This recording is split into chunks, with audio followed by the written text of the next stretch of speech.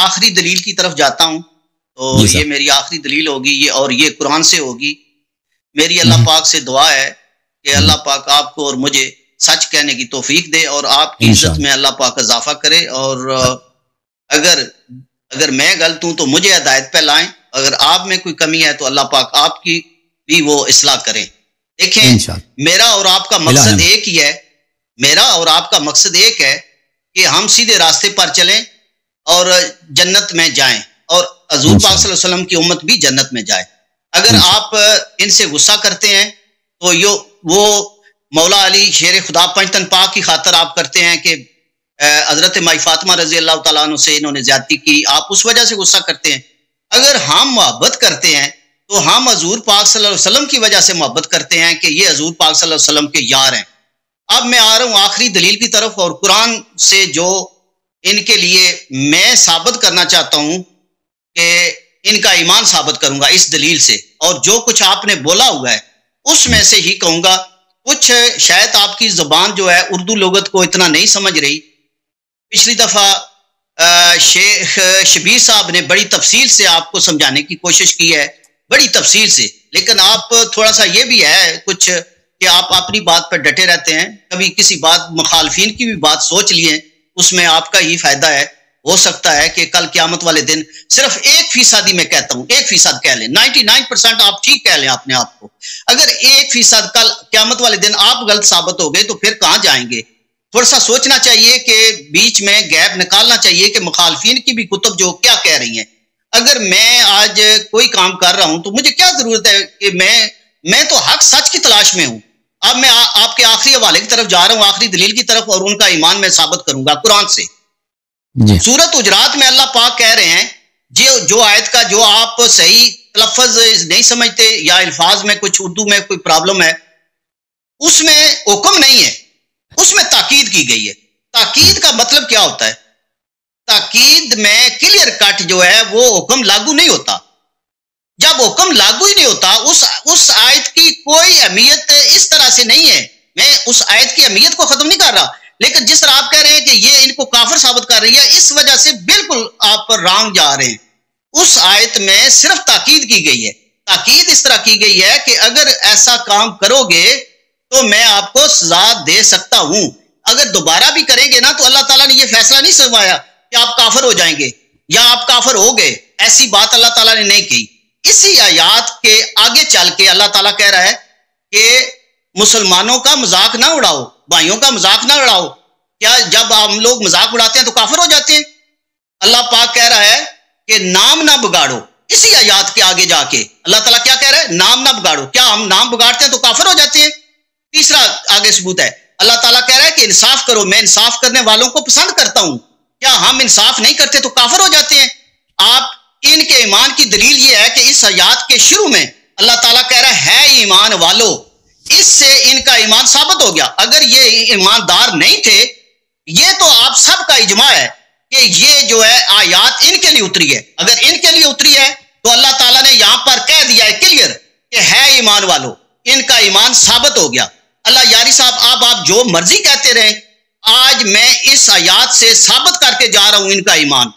اب آپ چاہے ہنسیں. ہاں ایک اور بات، اگر آپ اس بات کو نہیں مانیں گے نا تو یہ قانون آپ پر لاگو ہو جائے گا آگے چل کے.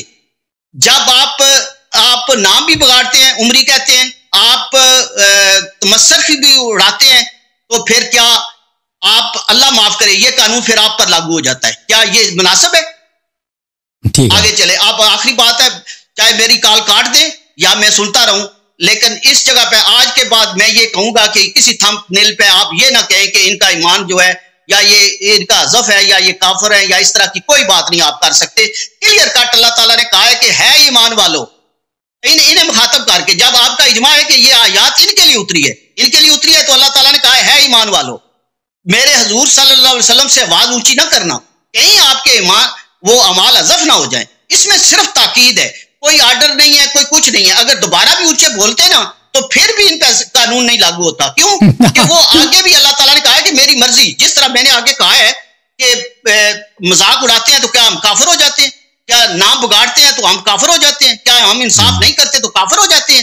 نہیں. اسی طرح یہ بھی ہے کہ اللہ تعالیٰ نے صرف کہا ہے. اللہ تعالیٰ نے آگے جو میرے حضور صلی اللہ علیہ وسلم سے آواز نیچی رکھتے ہیں میں ان کو پسند کرتا ہوں. پھر اللہ تعالیٰ نے کہا ہے کہ جب حضور پاک صلی اللہ علیہ وسلم اجرے کے اندر ہوتے ہیں تو باہر سے آواز مت دیں. یہ اللہ تعالیٰ کا پیار ہے اپنے محبوب سے. کسی جگہ پہ بھی اللہ تعالیٰ نے اس آیات میں سختی سے وہ آرڈر نہیں دیا, آرڈر بالکل نہیں دیا. یہ کہا ہے کہ یہ لوگ کام عقل ہیں جو باہر سے آوازیں دیتے ہیں, اتنا کہا ہے, لیکن پھر بھی یہ نہیں کہا کہ یہ کافر ہے. جی آپ جواب دیں. اللہ حافظ. اور اس سے آج کے بعد تھوڑا سا اس الفاظ سے پرہیز کریں. کلیئر کٹ یہ جو ہے یہاں پر ان کا ایمان ثابت ہوتا ہے. چلیں جناب, اوکے. یہ جو کہا ان کم عقل ہے, کون کم عقل ہے؟ ان کی عقل نہیں. ہاں بھائی, ان کی عقل نہیں ہے. جنہوں نے آواز بلند کی تھی انہیں کی عقل نہیں ہے نا, کہ نہیں؟ جن کو اللہ نے کہا, جن کو کہا کہ عقل نہیں ہے وہ کون ہے؟ او بھائی نہیں, او بھائی آپ پیچھے نہ جائیں. جن کو بولا یہی تو بات ہے, آپ جن کو کے جادوگر ہیں آپ نکل جائیں گے اس بات سے. میں تھوڑا خادم ہوں, ایمان والوں کو کہا ہے میں نے.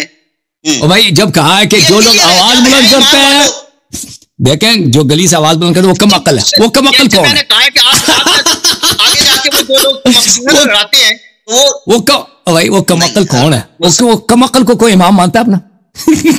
جن کو ایسے لگا مان او بھائی جو اس کو کم عقل بولا ہے تم اس کو کیوں افضل اس کو کیوں اپنا امام مانتے ہو؟ جس کو قرآن دیکھو مان لیا چلے کافر نہیں ہے اتنا, تم آپ نے خود کہہ رہے کہ قرآن نے کہہ رہے کم عقل ہے, تو کم عقل کو تم نے اپنا امام کیوں بنایا؟ نہیں اجرے کے باہر جو ہے وہ تو انہوں نے بات تو نہیں دی نا. اجرے کے باہر وہ تو کچھ کے لیے بھی کہہ رہے ہیں وہ اچھا وہ ایسے ہی ہے, وہ ایسے کم عقل ہے. کم عقل کو امام بنا سکتے ہیں. نہیں وہ ان کے لیے نہیں ہے, نہیں ہے, سب کے لیے نا. نہیں ہے, نہیں اللہ یعنی سب کون ہے وہ کم عقل؟ نہ کریں. وہ کم عقل جنہوں نے آواز بلند کی تھی وہ کون ہے؟ اگر میں ثابت کروں کہ یہی ہے. وہ یہ نہیں تھے. نہیں اجرے کے باہر سے آواز لگانا, اندر سے حضور پاک صلی اللہ علیہ وسلم آرام کر رہے ہوں تو باہر سے آوازیں دیں, یہ وہ سب کے لیے ہے, وہ ان کے لیے نہیں ہے. آپ ان کی بات کس کا شان نزول کون ہے؟ شان نزول کون ہے؟ دیکھ وہ تو سب قرآن کے سب آیات سب کے لیے بھائی. سب آیات مثلا کہتا ہے شراب نہ پی لو یا نماز پڑھو, تو سب کے لیے نا. آواز بلند کرنا حرام ہے, کمرے کے باہر سے بلانا حرام ہے. تو جنہوں نے یہ کیا تھا وہ کم عقل ہے. تو کم عقل کہہ دینا, میں اپنے بیٹے کو کہہ دوں کم عقل تم ایسے نہ کرو تو کیا وہ کافر ہو جائے گا؟ نہیں چلو مان لے کافر, کم عقل تو ہے نا, کم عقل تو ہے نا. نہیں اور دیکھیں آپ کے پاس اس بات کم عقل تو ہے نا, آپ اتنا بڑا چیلنج کر رہے ہیں, اس بات کا آپ کے پاس جواب نہیں ہے. کم عقل میں بھی بند کر کے جا سکتا تھا. نہیں کم عقل تو ہے نا, کم عقل کو تم نے امام بنا دیا, افضل بنا دیا بھائی. جس کو کم از کم مان لو کہ کم عقل ہے بھائی, عقل نہیں. کم از کم اتنا تو تصدیق کرو. ان کو کیوں جوڑ رہے ہیں ان کے ساتھ؟ چلے اب سوالوں کے جواب آپ آن لائن دیکھ لیں, جواب سوالوں کے جواب لے لیں, ٹھیک ہے نا. آپ نے بہت سارے پوائنٹس, بالکل صحیح. اللہ آپ کو جزائے خیر دے. دیکھیں میں ان کے باتوں کا جواب دے دیتا ہوں. یہ کہتے ہیں ان سے اسلام ثابت ہوتا ہے, ان کا اسلام ثابت نہیں ہوتا. ان کے باتوں کا اگر مانے تو یہ دلیل جو ہم کہتے ہیں یہ عدم اسلام ہے, یہ دلیل باطل ہو جاتی ہے. اس طرح نہیں ہے کہ بالکل یہ مسلمان ثابت ہو جاتا. اچھا, پہلی بات ہے کہ سورہ حجرات میں جو آیات ہیں اس میں یا ایھا الذین آمنوا کا خطاب ہے. یہ کہتے ہیں کہ اللہ نے ان کو کہتا ہے ایمان والو, تو یہ مومن ہے. تو اس کا بات کا جواب ہم بار بار دے چکے ہیں کہ بھئی اگر یہ خطاب ابو بکر عمر سے نہیں ہے, اگر یہ خطاب ابو بکر عمر سے ہوتا تو اللہ کو کہنا چاہیے تھا یا ایھا الذین آمنوا, تسنیہ کا خطاب ہوتا. یہ بقیہ مسلمانوں سے خطاب ہے کہ اے مسلمانوں اس طرح نہ بنو. مثلا میں اپنے بیٹے سے کہتا ہوں نا, ایک شخص بدتمیزی کرتا ہے, گالی دیتا ہے, اے میرا بیٹا تم بدتمیزی نہیں کرنا. تو اس کا مطلب نہیں یہ نہیں کہ وہ شخص جس نے بدتمیزی کیا وہ میرا بیٹا ہے, ٹھیک ہے نا. تو پہلی بات آپ ثابت کریں کہ یہ خطاب ابو بکر عمر سے ہے. اگر خطاب ابو بکر عمر سے ہے تو یا ایھا الذین آمنوا کیوں کہا ہے؟ یہ عربی زبان میں خطا ہے دو آدمی کے لیے. جیسے اگر میں اردو زبان نہیں ہوں نا, اگر میں کہتا ہوں ابا کاتی ہے, ابا کاتی ہے, اماں پیتا ہے, تو آپ کہیں گے کہ یہ اردو غلط ہے. تو اسی طرح عربی زبان میں دو آدمی کے لیے جمع کا صیغہ یہ خطا ہے. پہلی بات ہے. دوسری بات ہے کہ چلے مان لیتے ہیں ابو بکر عمر کے سے خطاب ہے, تو قرآن مجید میں یا ایھا الذین آمنوا منافقین کے لیے خطاب ہوتا ہے. ملاحظہ فرمائیے, یہ کتاب الایمان ہے ابن تیمیہ صاحب کے, المکتب الاسلامی میں چھپی ہے سنہ 1996 میں. یہاں پہ فرماتے ہیں یا ایھا الذین آمنوا کا جو خطاب ہے اس میں شامل ہوتا ہے من اظہر الایمان وان کان منافقا فی الباطن يدخل فی الظاہر. یا ایھا الذین آمنوا کے خطاب میں یا ایھا الذین آمنوا کے خطاب میں يدخل فی ہے. جو شخص ظاہر میں مسلمان ہوتا ہے باطن میں کافر ہوتا ہے. اس خطاب قرآن میں یہ واقع ہے. وہذا متفق علیہ بین اہل السنہ. یہ اہل سنت میں بات اجماعی ہے کہ یہ خطاب صحیح ہے. اچھا ملاحظہ فرمائیے کتاب تفسیر القرآن لابن ابی زمنین المجلد الرابع جاب الناشر الفاروق الحدیث للطباعة والنشر. اچھا اس کتاب میں ملاحظہ فرمائیے تفسیر سورۃ الحجرات, تفسیر سورہ حجرات, یا ایھا الذین آمنوا لا ترفعوا اصواتکم. ملاحظہ فرمائیے کیا فرماتے ہیں؟ فرماتے ہیں کہ ان ناسا من المنافقین كانوا یاتون النبی صلی اللہ علیہ وسلم. منافق آتے تھے پیغمبر کے پاس فیرفعون اصواتهم فوق صوته, اپنی آواز پیغمبر صلی اللہ علیہ وسلم کی آواز پہ بلند کرتے تھے. یریدون بذلک اذاه والاستخفاف به, رسول پاک صلی اللہ علیہ وسلم کی اذیت کرتے تھے اور ان کی بے حرمتی کرتے تھے اس طرح. فنسبهم الى ما اعطوا من الايمان في الظاهر. اللہ تعالیٰ نے ان کو یا ایھا الذین آمنوا, منافق کو یا ایھا الذین آمنوا کہا اس لیے ظاہر کے طور پر, کیونکہ منافق لسانن زبانن شفاہن اپنی زبان کے طور پر یہ کہتے ہیں ہم مسلمان ہیں, تو اس لحاظ سے نہ کہ یہ حقیقت میں یہ مومن ہے. فقال یا ایھا الذین آمنوا, تو یہ واضح ہے کہ یا ایھا الذین آمنوا کا خطاب منافق کے ساتھ قرآن مجید میں ہے. ملاحظہ فرمائی انوار التنزیل و اسرار التعویل المعروف بتفسیر البیضاوی, تفسیر بیضاوی میں جلد نمبر 1 یہاں پہ ملاحظہ فرمائی آپ کو لے کے چلتے ہیں. آیا ہے یا ایھا الذین آمنوا ان الذین آمنوا والذین ہادوا والنصارى والصابئین من آمن باللہ.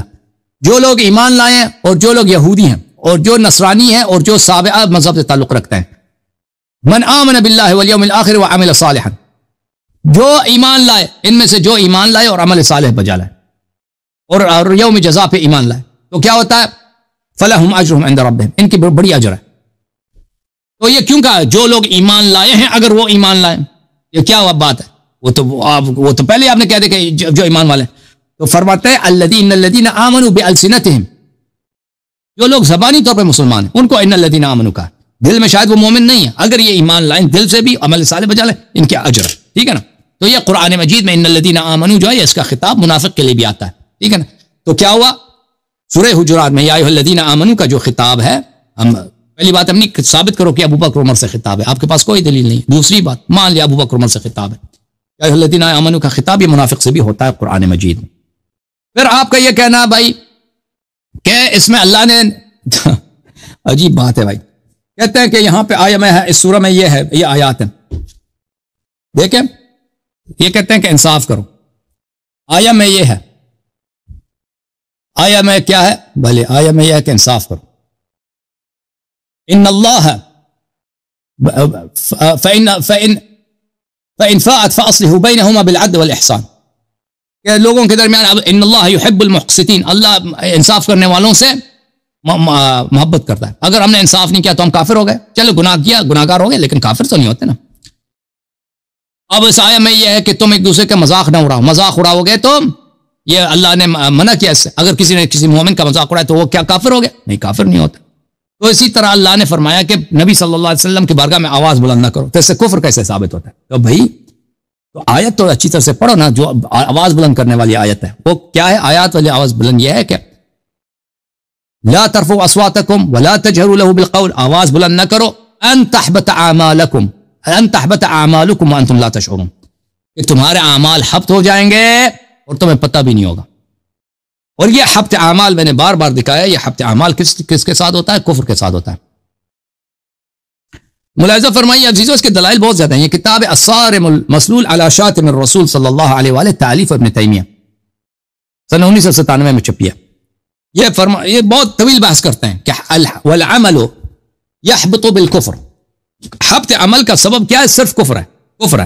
حبط عمل والعمل يحبط بالکفر, عمل حبط کفر کے ذریعے ہوتا ہے اور صرف کفر ہی جو ہے حبط عمل کا سبب ہے. پھر اگلے صفحے میں فرماتے ہیں ولا تحبط الاعمال بغیر الکفر, کفر کے علاوہ کوئی چیز محبط عمل ہے ہی نہیں, اعمال صرف کفر سے حبط ہو جاتے ہیں. تو پتہ یہ چلا اگر کوئی عمل ایسا ہے کہ قرآن نے کہا کہ یہ سبب حبط عمل ہے, وہ عمل کفر ہے, ٹھیک ہے نا, کہ عمل کفر ہے, یہ پتہ چلا.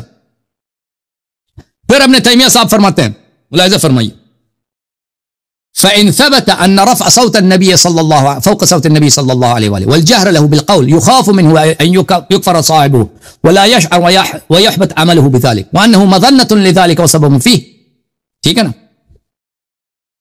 جب اس سے واضح ہو جاتا ہے کہ جو شخص اپنی آواز بلند کرتا ہے وہ اس سے کیا ہوتا ہے، اس کے صاحب پہ کفر کا احتمال ہوتا ہے، اور اس بات کا احتمال ہوتا ہے کہ اس کے عمل حبط ہو گئے، اس کو پتہ نہیں. یہ کیوں اس طرح کہتا ہے کہ احتمال ہوتا ہے؟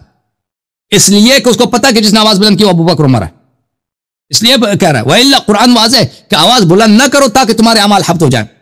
یعنی آواز بلند کرو گے تو اعمال حبط ہو جائیں گے. جیسے میں کہوں نا کہ آپ جو ہے شراب نہ پئیں کہ آپ گناہ گار ہو جائیں گے. آپ شراب پئیں گے تو گناہ گار ہو جائیں گے، اس میں کوئی شک ہی نہیں. ٹھیک ہے نا؟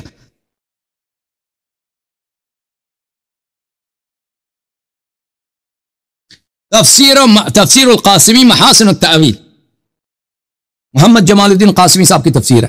ملاحظہ فرمائیں یہاں پر وَلَمَّا كَانَ عِنْدَ أَهْلِ السُنَّةِ الْمُحْبِطُ لِلْعَمَلِ الْكُفْرُ خَاصَّةً. اہل سنت کے نزدیک عمل کا محبط صرف کفر ہے. تو پتہ یہ چلا عزیز، اللہ تعالیٰ نے یہ نہیں فرمایا کہ اگر تم کسی مومن کا مذاق اڑا دو گے تو تمہارا عمل حبط ہو جائے گا. اللہ نے یہ نہیں فرمایا. اللہ نے یہ نہیں فرمایا کہ اگر تم انصاف نہیں کرو گے تمہارا عمل حبط ہو جائے گا. نہیں فرمایا. اگر کہہ دیتا تو ہم کہہ دیتے بھائی کہ عمل حبط ہو جائے گا پر یہ کافر ہوگا، لیکن یہ نہیں فرمایا. لیکن آواز بلند کرنے سے کہہ دیا بھائی آواز بلند کرو گے تو تمہارا عمل حبط ہو جائے گا. تو اس لیے پتہ چلا کہ آواز کا بلند کرنا کیا ہے، کفر ہے. اور قرآن میں اس کے دلائل بھی بہت زیادہ ہیں.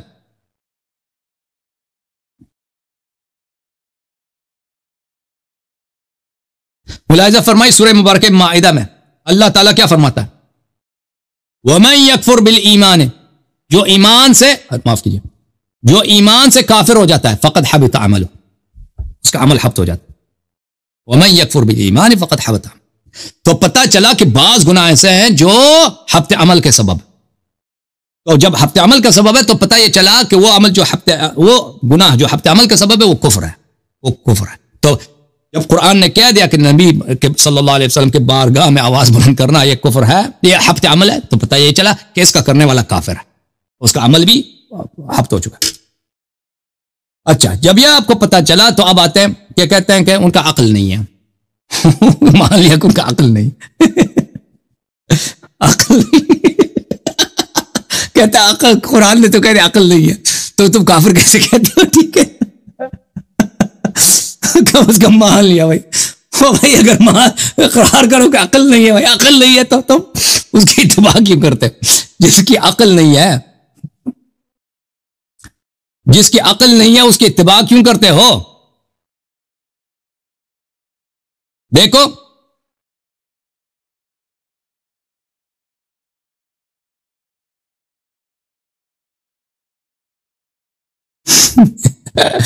عقل نہیں ہے، مان لیا کہ عقل نہیں ہے. بھائی جب مان لیا ہے تو کیا بات ہے جناب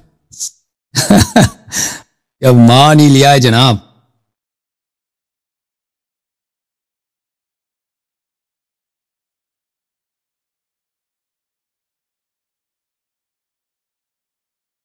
یہ کتاب ہے میرے محترم ناظرین، کتاب السنن الکبری للنسائی، جزء خامس، چاپ مؤسسۃ الرسالہ سنہ 2001 میں چھپی ہے.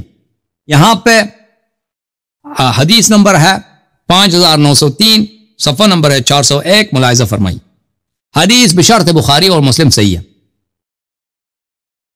انہ قدم رکب من بنی تمیم، بنی تمیم کا وفد آیا تھا نبی صلی اللہ علیہ وسلم کے پاس. تو ابو بکر نے کہا کہ فلان کام کرو، عمر نے کہا فلان کام کرو. آپس میں ان کی لڑائی ہوگی، آواز بلند ہو گئی. فنزلت فی ذلک یا ایھا الذین آمنوا حتی انقضت الآیہ ولو انہم صبروا حتی تخرج الیہم. یہ آیہ نمبر 1 سے لے کر آیہ نمبر 5 تک، حجرات 1 سے 5 تک اسی واقعے پہ نازل ہوا.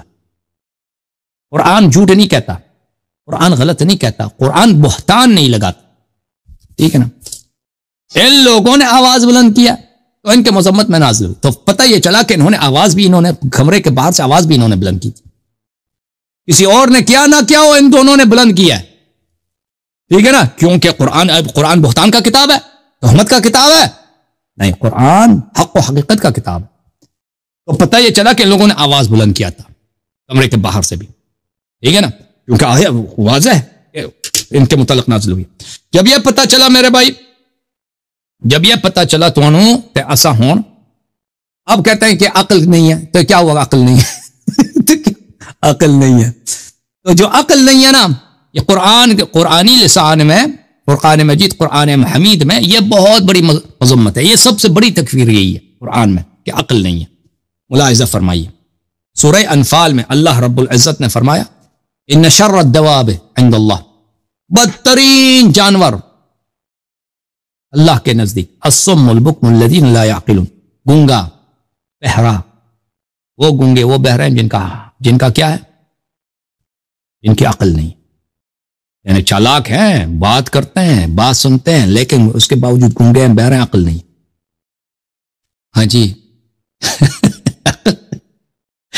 چاچا نے آج دل خوش کر دیا، کہتے ہیں عقل نہیں لیکن مسلمان تو ہے نا۔